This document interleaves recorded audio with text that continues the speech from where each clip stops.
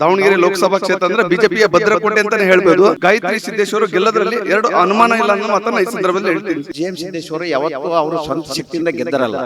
ಆ ಮೋದಿಯಲ್ಲಿ ಆಲಿ ಅಂತ ಈಗ ಯಾವ ಅಲಿನಿಲ್ಲ ಸರ್. ಈ ಸರಿ ಕಾಂಗ್ರೆಸ್ ನಮ್ದು ಯಾವುದೇ ಕಾರಣಕ್ಕೂ ವಿಜಯ ಬೇರೆ ಹೊಡೆಯಲಿಲ್ಲ. ಹಾಗೆ ಎಲ್ಲರೂ ಕೂಡ ಈ ಸಲ ದೇಶವನ್ನ ನೋಡ್ತಾ ಇದ್ದಾರೆ. ಆ ನಿಟ್ಟಿನಲ್ಲಿ ಇವತ್ತು ಭಾರತೀಯ ಜನತಾ ಪಾರ್ಟಿನ ಎಲ್ಲರೂ ಕೂಡ ನಾವೆಲ್ಲರೂ ಬೆಂಬಲಿಸ್ತಾ ಇದ್ದೇವೆ. 2.5 ಲಕ್ಷ ಮತದಲ್ಲಿ ಡಾಕ್ಟರ್ ಪ್ರಭಾ ಮಲ್ಲಿಕಾರ್ಜುನ ಗೆಲ್ತಾರಂತ ನಮಗೆ ವಿಶ್ವಾಸ. ಬರಪೀಡಿತ ಪ್ರದೇಶ ನಮ್ಮ ಜಗಳೂರು ತಾಲೂಕು. ಈ 2,000 ರೂಪಾಯಿ ಏನು ಬರ್ತಿದೆಯಲ್ಲ, ಇದರಿಂದ ಜನಕ್ಕೆ ಹೆಚ್ಚಿನ ಒಂದು ಪ್ರೋತ್ಸಾಹ ಸಿಕ್ಕಿದೆ. ಬಿಜೆಪಿ ಅಭಿವೃದ್ಧಿ ಮಾಡುತ್ತೆ, ದೇಶವನ್ನು ಕಾಯ್ತೈತೆ ಅನ್ನೋ ನಿಟ್ಟಿನಲ್ಲಿ ದೇಶಕ್ಕೆ ಮೋದಿ, ದಾವಣಗೆರೆಗೆ ಗಾಯತ್ರಿ ಸಿದ್ದೇಶ್ವರ. ಇದು 5 ವರ್ಷದಿಂದ ಬಿಜೆಪಿ ಆಳ್ಕೊಂಡು ಬಂದಿದ್ರು. ಈ ವರ್ಷ ಅವರಿಂದ ಬಿಡಿಸ್ಕೊಂತೀವಿ. ವೀಕ್ಷಕರು, ದಾವಣಗೆರೆಯ ವೀರಮದಕರಿ ಸರ್ಕಲ್ ನಲ್ಲಿ ಇದೀವಿ. ಇಲ್ಲೊಂದಷ್ಟು ಜನ ಮತದಾರರಿದ್ದಾರೆ, ಅವ್ರನ್ನೇ ಕೇಳೋಣ. ಈ ಬಾರಿ ಗಾಯತ್ರಿ ಸಿದ್ದೇಶ್ವರ ವರ್ಸಸ್ ಡಾಕ್ಟರ್ ಪ್ರಭಾ ಮಲ್ಲಿಕಾರ್ಜುನ್, ಹೇಗಿದೆ ದಾವಣಗೆರೆ ಲೋಕಸಭಾ ಕ್ಷೇತ್ರ ಅಂತ? ಸರ್, ನಿಮ್ಮ ಹೆಸರು? ಶಿವನಗೌಡ ಪಾಟೀಲ್ ಅಂತೇಳಿ. ಹೇಗಿದೆ ಈ ಸಲ ದಾವಣಗೆರೆ ಎಲೆಕ್ಷನ್ ಭರ್ಜರಿ ಇದೆ. ಹಾಗೆ ಎಲ್ಲರೂ ಕೂಡ ಈ ಸಲ ದೇಶವನ್ನ ನೋಡ್ತಾ ಇದ್ದಾರೆ, ದೇಶದ ಅಭಿವೃದ್ಧಿಯನ್ನ ನೋಡ್ತಾರೆ. ಆ ನಿಟ್ಟಿನಲ್ಲಿ ಇವತ್ತು ಭಾರತೀಯ ಜನತಾ ಪಾರ್ಟಿನ ಎಲ್ಲರೂ ಕೂಡ ನಾವೆಲ್ಲರೂ ಬೆಂಬಲಿಸ್ತಾ ಇದ್ದೇವೆ ಸರ್. ಸಂಸದರಾಗಿ 4 ಬಾರಿ GM ಸಿದ್ದೇಶ್ವರ ಅವರು ಕೆಲಸ ಮಾಡಿದ್ದಾರೆ. ಅದಕ್ಕೆ ಮುಂಚೆ ಅವ್ರ ತಂದೆ ಮಲ್ಲಿಕಾರ್ಜುನಪ್ಪ ಅವರಿದ್ರು. ಈಗ ಸಿದ್ದೇಶ್ವರ ಅವರ ಪತ್ನಿ ಗಾಯತ್ರಿ ಸಿದ್ದೇಶ್ವರ್. ಹೇಗಿದೆ ಲೆಕ್ಕಾಚಾರ? ಸರ್, ಲೆಕ್ಕಾಚಾರ ಅಲ್ಲ, ಸತತ 6 ಬಾರಿ ಗೆದ್ದಂತ ಕ್ಷೇತ್ರ ಇದು. ದಾವಣಗೆರೆ ಲೋಕಸಭಾ ಕ್ಷೇತ್ರ ಅಂದ್ರೆ ಬಿಜೆಪಿಯ ಭದ್ರಕೋಟೆ ಅಂತಾನೆ ಹೇಳ್ಬೋದು.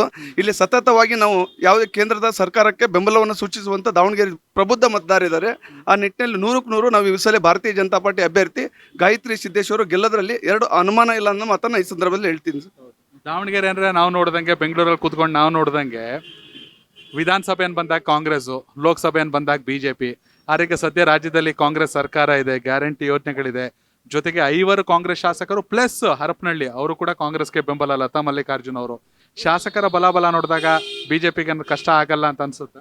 ತಮಗೆ ಮಾಹಿತಿ ಇರಲಿ ಅಂತ ಹೇಳ್ತಿರ್ತೀನಿ, ಕಳೆದ ಬಾರಿ 7ಕ್ಕೆ 7 ಶಾಸಕರು ಇದ್ರು, ಆದ್ರೂ ಕೂಡ ನಮ್ಮ ಸಂಸದರು ಇಲ್ಲಿಂದ ಆಯ್ಕೆ ಆಗಿದ್ರು. ಇಲ್ಲಿ ನೋಡೋದು ನಾವು ದೇಶ ಒಂದೇ, ಬಿಜೆಪಿ ಅಭಿವೃದ್ಧಿ ಮಾಡುತ್ತೆ, ದೇಶವನ್ನು ಕಾಯ್ತೈತೆ ಅನ್ನೋ ನಿಟ್ಟಿನಲ್ಲಿ ನಾವೆಲ್ಲರೂ ಕೂಡ ಇವತ್ತು ಭಾರತೀಯ ಜನತಾ ಪಾರ್ಟಿನ ಬೆಂಬಲಿಸ್ತಾ ಇದ್ದೇವೆ. ದೇಶಕ್ಕೆ ಮೋದಿ, ದಾವಣಗೆರೆಗೆ ಗಾಯತ್ರಿ ಸಿದ್ದೇಶ್ವರ.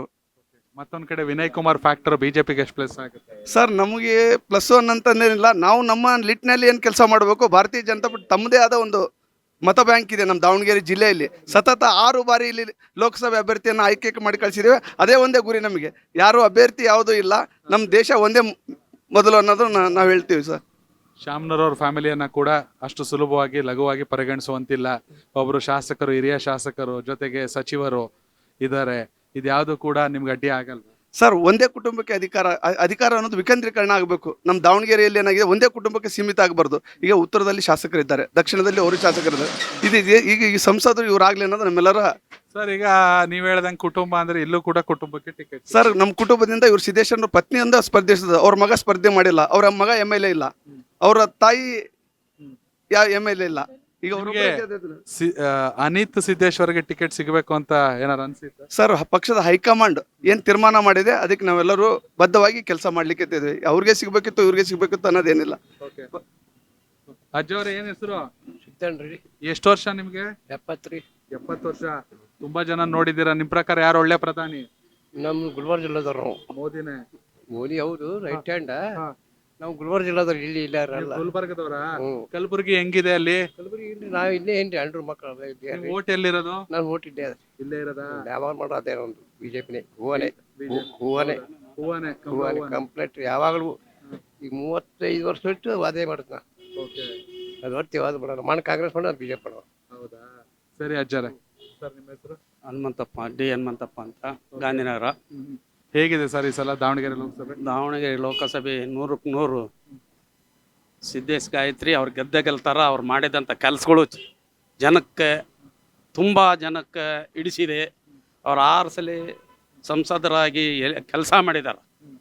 ಅಂಥ ವ್ಯಕ್ತಿ ಬಿಟ್ಟು ಇನ್ನೊಂದು ವ್ಯಕ್ತಿ ಮಾಡೋದಲ್ಲ. ಮೇಲೆ ಕೇಂದ್ರದಲ್ಲಿ ನರೇಂದ್ರ ಮೋದಿಯವರು ಮಾಡ್ತಕ್ಕಂಥ ಕೆಲಸಗಳನ್ನ ಜನ ಮೆಚ್ಚಿ ಇವತ್ತು BJPಗೆ ಓಟ್ ಹಾಕ್ಬೇಕು ಅಂತ ನಮ್ಮೆಲ್ಲ ಅಭಿಪ್ರಾಯನೂ ಇಷ್ಟೇ ಇದೆ. ನಿಜಕ್ಕೂ ದಾವಣಗೆರೆ ಸ್ಮಾರ್ಟ್ ಸಿಟಿ ಆಗಿದೆಯಾ? ಆಗಿದೆ, ಕೆಲಸ ಮಾಡಿದ್ದಾರೆ. ಸ್ಮಾರ್ಟ್ ಸಿಟಿ ಕೆಲಸ ಆಗಿದೆ, ಎಲ್ಲ ಆಗಿದೆ.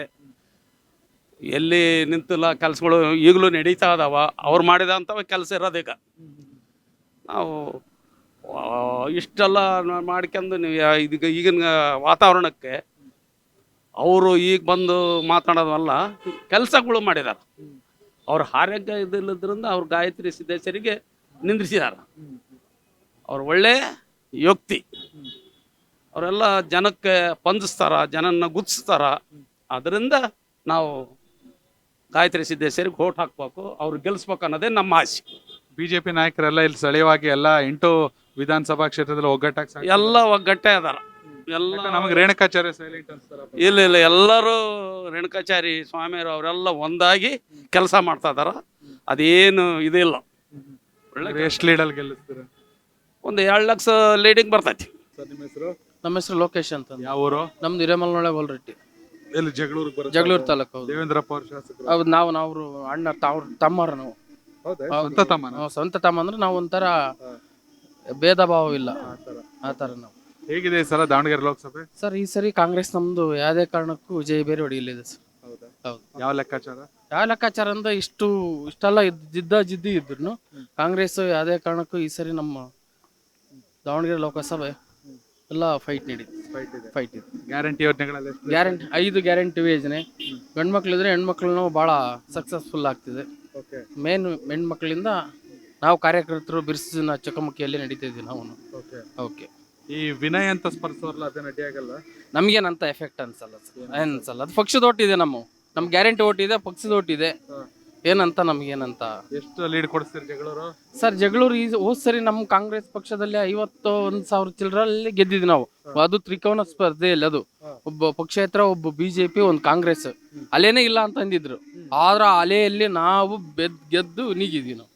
ಅದರಲ್ಲಿ ಯಾರು ದೊಡ್ಡ ಲೀಡರ್ ಯಾರು ಇದ್ದಿಲ್ಲ. ಒಂದು ಚಿಕ್ಕ ಇದರಿಂದ ನಾವು ಕಾಂಗ್ರೆಸ್ ಅನ್ನು ಲೀಡ್ ಮಾಡಿದ್ವಿ ಈ ಸರಿ ಜಗಳೂರು ತಾಲೂಕು. ಕಾಂಗ್ರೆಸ್ಸೇ ಇಲ್ಲ ಅಂತ ಹೇಳಿದ್ರು.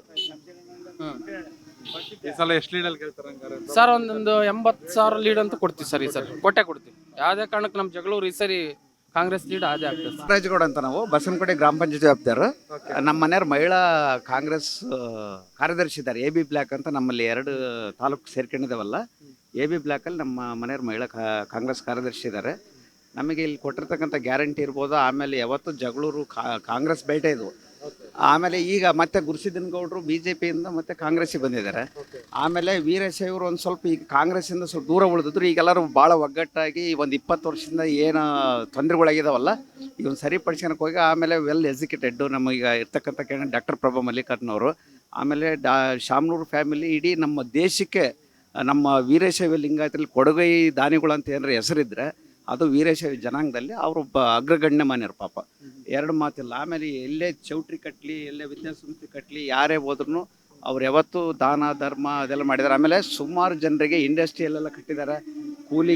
ಕೂಲಿ ಕಾರ್ಮಿಕರು ಇರ್ಬೋದು, ವರ್ಕರ್ಸ್ ಇರ್ಬೋದು, ಡ್ರೈವರ್ ಇರ್ಬೋದು, ಬ್ಯಾಂಕ್ ಇರ್ಬೋದು, ಶಿಕ್ಷಣ ಸಂಸ್ಥೆ ಇರ್ಬೋದು, ಎಲ್ಲ ರೀತಿಯಿಂದನೂ ನಮ್ಮ ಜಗಳೂರು ತಾಲೂಕು ಒಂದೇ ಅಲ್ಲ, ನಮ್ಮ ದಾವಣಗೆರೆ ಜಿಲ್ಲಾದ್ಯಂತ ಸಾಕಷ್ಟು ಜನರಿಗೆ ಕೆಲಸ ಕೊಟ್ಟಿದ್ದಾರೆ. ಮಿನಿಮಮ್ ಅಂದ್ರೆ ಅವರು ಗುಂಪೊಳಗೆ 2.5 3 ಲಕ್ಷ ಜನ ಬರೀ ಫ್ಯಾಮಿಲಿಯರ್ ಇದ್ದಾರೆ. ಕಾರ್ಮಿಕರು ಇರ್ಬೋದು, ನೌಕರಸ್ಥರು ಇರ್ಬೋದು, ಅವರೆಲ್ಲ ಸೇರಿದರೆ ನಮ್ಮ ದಾವಣಗೆರೆ ಜಿಲ್ಲೆಗೆ 2.5 ಲಕ್ಷ ಜನ ಇದ್ದಾರೆ ಅವ್ರ ಕುಟುಂಬಸ್ಥರು. ಹಂಗಾಗಿ ಅವರು ಏನೋ ಕಳೆದ 20 ವರ್ಷದಿಂದ ಯಾಕೆ ಈ ಥರ ಇದಾಗಿತ್ತು. ಆಮೇಲೆ GM ಸಿದ್ದೇಶ್ವರ ಯಾವತ್ತೂ ಅವರು ಸ್ವಂತ ಶಕ್ತಿಯಿಂದ ಗೆದ್ದರಲ್ಲ. ಆ ಮೋದಿಯಲ್ಲಿ ಆಲಿ ಇಲ್ಲಿ ಅಂತ ಈಗ ಯಾವ ಅಲಿನಿಲ್ಲ. ನಮಗೆ ಗ್ಯಾರಂಟಿಯಲ್ಲಿ ಇದೆ. ಅದ್ರ ಜೊತೆಗೆ ಡಾಕ್ಟರ್ ಪ್ರಭಾ ಮಲ್ಲಿಕಾರ್ಜುನ್ ಅವರು ವೆಲ್ ಎಜುಕೇಟೆಡ್. ಆಮೇಲೆ ಅವ್ರ ಟ್ರಸ್ಟ್ ಇದೆ. ಆ ಟ್ರಸ್ಟಿಂದ 10 ವರ್ಷದಿಂದ ಅವರು ಸಮಾಜಮುಖಿ ಸೇವೆ ಮಾಡ್ತಾಯಿದ್ದಾರೆ. ಹಂಗಾಗಿ ಈ ಬಾರಿ ನಾವು ದಾವಣಗೆರೆ ಲೋಕಸಭಾ ಕ್ಷೇತ್ರದಾಗ ಮಿನಿಮಮ್ 2 ರಿಂದ 2.5 ಲಕ್ಷ ಮತದಲ್ಲಿ ಗೆಲ್ತಾವಂತ ಗ್ಯಾರಂಟಿ ಇದೆ. ಕಳೆದ 20 ವರ್ಷದಿಂದ 12,000 ಓಟ್ ಒಳಗೆ ಇವರು ಜಿದ್ದಾಜಿದ್ದಿಯಾಗಿ ಸೋತಿರೋದು. ಈ ಸರಿ ಹಂಗಾಗಲ್ಲ. 2 ರಿಂದ 2.5 ಲಕ್ಷ ಮತದಲ್ಲಿ ಡಾಕ್ಟರ್ ಪ್ರಭಾ ಮಲ್ಲಿಕಾರ್ಜುನ್ ಅವರು ಗೆಲ್ತಾರಂತ ನಮಗೆ ವಿಶ್ವಾಸ. ಈ ಕಾಂಗ್ರೆಸ್ ಟಿಕೆಟ್ ಆಕಾಂಕ್ಷಿ ವಿನಯ್ ಪಕ್ಷೇತರ ಸ್ಪರ್ಶವ್ರು, ಅದೇನು ಅಡ್ಡಿ ಆಗಲ್ಲ? ಇಲ್ಲ ಅದು ಏನು ಆಟುಕುಂಟು ಲೆಕ್ಕಕ್ಕಲ್ಲ. ಎಲ್ಲೋ ಮಂಡ್ಯದಲ್ಲಿ ಎಲ್ಲೋ ಇಂಡಿಪೆಂಡೆಂಟ್ ಗೆದ್ದಾರಂದು ಇಲ್ಲಿ ಗೆಲ್ಲಕ್ಕಾಗಲ್ಲ. ಏನೋ ಒಂದಿಷ್ಟು ಅವ್ರ ರಿಲೇಷನ್ ಅವರು ಇವರು ಇದ್ದಾರೆ, ಸ್ವಲ್ಪ ಇದು ಮಾಡ್ತಾರೆ. ಇದಕ್ಕೂ ಅದಕ್ಕೆ ಸಂಬಂಧ ಏನಲ್ಲ. ಕೃಷ್ಣಕುಮಾರ್ ನಾಯ್ಕ್ ಅಂತಂದ್ರೆ ಬಣಜಾರ್ ಸಮಾಜದ ಜಗಳೂರು ತಾಲೂಕು ಅಧ್ಯಕ್ಷ ನಾವು. ಹೇಗಿದೆ ಸರ್ ಈ ಸಲ ದಾವಣಗೆರೆ ಲೋಕಸಭೆ? ಸರ್ ದಾವಣಗೆರೆ ಲೋಕಸಭಾ ಅಂತಂದರೆ ನಮ್ಮ ದಾವಣಗೆರೆಕಿನ್ನ ನಮ್ಮ ಜಗಳೂರು ತಾಲೂಕು ಬಗ್ಗೆ ಹೇಳ್ತೀನಿ ಸರ್. ಇಲ್ಲಿ ಕಾಂಗ್ರೆಸ್ಸಿಂದ ನಮಗೆ ಗ್ಯಾರಂಟಿಗಳು ಬಂದಿದ್ದಾವೆ ಹೆಣ್ಮಕ್ಳಿಗೆ. ಆಮೇಲೆ ಇಲ್ಲಿ ನಮ್ಮ ಶಾಸಕರಾದಂಥ ದೇವೇಂದ್ರಪ್ಪನವರು ತುಂಬ ಚೆನ್ನಾಗಿ 1 ವರ್ಷದಲ್ಲಿ ಕೆಲಸ ಮಾಡಿ ಜನಕ್ಕೆಲ್ಲ ಸ್ಪಂದಿಸ್ತಿದ್ದಾರೆ. ಆದರೆ ಬ್ಲ್ಯಾಕ್ವರ್ಡ್ ಕ್ಲಾಸ್ಗಳಿಗೆ ಹೆಚ್ಚಿನ ಪ್ರಾಧಾನ್ಯತೆ ನೀಡ್ತಿದ್ದಾರೆ. ಹಾಗಾಗಿ ಈ ಟೈಮು ನಾವು ಕಾಂಗ್ರೆಸ್ಸಿಗೆ ನಮ್ಮ ತಾಲೂಕಿಂದ ಲೀಡ್ ಆಗುತ್ತೆ. ಲೀಡ್ ಆಗೇ ಆಗುತ್ತೆ. ಈಗ ಎಮ್ ಎಲ್ ಎಗಳನ್ನ ನೋಡಿದಾಗ ದಾವಣಗೆರೆಯಲ್ಲಿ 7 ಜನ ಲತಾ ಮಲ್ಲಿಕಾರ್ಜುನ್ ಪ್ರಕ್ಷೇತ್ರವಾಗಿ ಗೆದ್ದು ಬೆಂಬಲಿಸಿದ್ರು. ಬಿಜೆಪಿಗೆ ಹರಿಹರ ಒಂದೇ ಇರೋದು. ಶಾಸಕರ ಬಲ ಕೂಡ ನಿಮಗೆ ಹೆಚ್ಚಿದೆ. ಗ್ಯಾರಂಟಿ ಯೋಜನೆಗಳಿವೆ. ಇವೆಲ್ಲ ಎಷ್ಟು ಪ್ಲಸ್ ಆಗುತ್ತೆ ಸರ್? ಇದು ಪ್ಲಸ್ ಪಾಯಿಂಟ್ ಆಗತ್ತೆ ಸರ್. ಯಾಕಂತಂದರೆ ಈಗ ಹೆಣ್ಮಕ್ಳಿಗೆ ಪ್ರತಿ ಒಂದು ಮನೆಗೂ ಒಂದು 2,000 ರೂಪಾಯಿ ಕೊಡ್ತಿದ್ದಾರೆ ನಮ್ಮ ಸಿದ್ದರಾಮಯ್ಯ ಸರ್. ಅದು ಒಂದು ಪ್ಲಸ್ ಪಾಯಿಂಟ್ ಆಗಿದೆ. ಆಮೇಲೆ ಇದು ಬರಪೀಡಿತ ಪ್ರದೇಶ ನಮ್ಮ ಜಗಳೂರು ತಾಲೂಕು. ನಾನು ಜಗಳೂರು ತಾಲೂಕಿಂದ ಹೇಳ್ತೀನಿ. ಹೆಂಗಂದರೆ ಈ 2,000 ರೂಪಾಯಿ ಏನು ಬರ್ತಿದೆಯಲ್ಲ, ಇದರಿಂದ ಜನಕ್ಕೆ ಹೆಚ್ಚಿನ ಒಂದು ಪ್ರೋತ್ಸಾಹ ಸಿಕ್ಕಿದೆ. ಆಮೇಲೆ ಈ ಬರಗಾಲದಲ್ಲೂ ಮೊನ್ನೆ ಎಲ್ಲ ಹಬ್ಬ ಹರಿದಿನಗಳು ಕಂಟಿನ್ಯೂ ಬರ್ತಾವೆ.